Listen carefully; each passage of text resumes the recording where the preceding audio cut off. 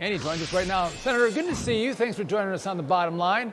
Good for you for being one of those 24 for signing this red line going, you know what, we're not raising the debt limit unless we get spending cuts. My question, though, is aren't there 49 Republicans in the Senate? Where are the rest of them? That's true. And hey, before we get to that subject, congratulations on your new show. When you can cover Bernie Sanders, chickens, and hogs all in the same segment, it's going to be dynamite. Thank you, tell Senator. Charlie I want to order a couple dozen eggs. We were out of them in Jasper, Indiana when I was home over the weekend. So, yes, where would be the rest of us? Because I've been here 4 years and been probably one of the loudest voices on this doesn't work anywhere else like it does here. And eventually, I think we'll get everyone on, but let's look at the 4 years. It's been Republicans and Democrats that have kind of shared that burden of no budgets, spending. The last 2 years have been government enterprise on steroids, and we've seen what's happened. So they like it like that. I'm on budget, no budget mechanics, no regular order. That's when they dump these big monstrosities of an omnibus bill, 4,100 pages, 2 days before you vote on it.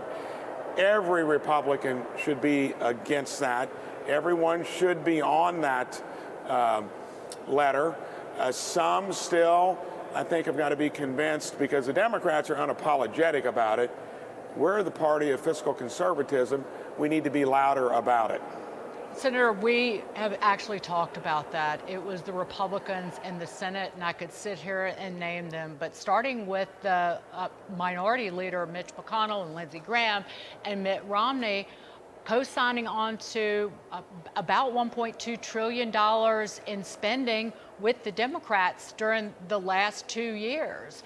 And again, with that omnibus spending bill, taking the power away from the Republicans that had just taken over the House, now led by Kevin McCarthy, but passing that, he kind of lost a stick, if you will.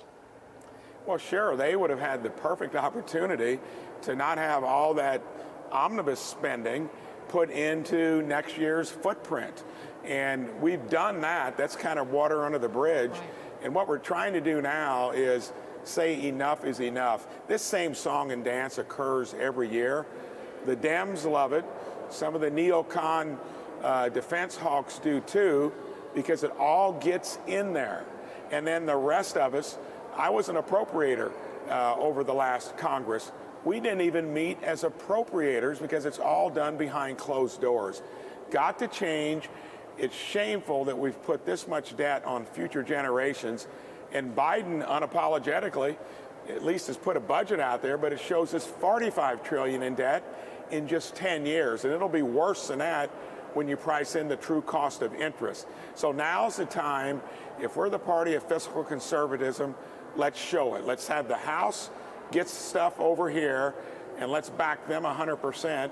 Schumer probably won't bring it to the floor, but at least we can tell the country we are all on board as Republicans. That's right, Senator. Listen, I want to thank you for being a fiscal conservative and someone who's not afraid to stand up and go, you know what?